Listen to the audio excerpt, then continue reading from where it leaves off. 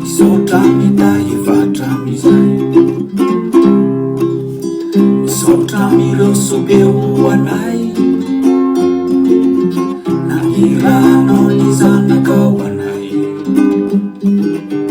modely miainana ranay, misy dikany ny fiainanay, mpamonjy mpanavotranay.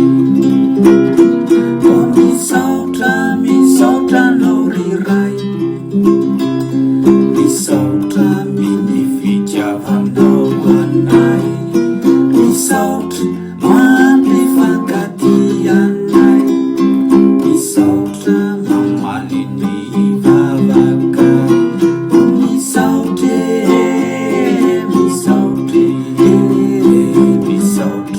Misaotra anao riray.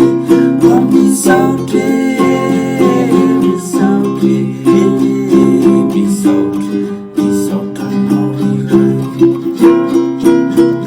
Fanasy miendrika zamozay, na inona ratsy vitanay,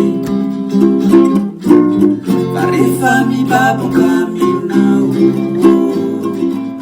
dia avelanao reo meloka.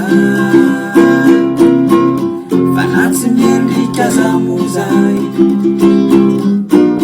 na inona ratsy vitanay,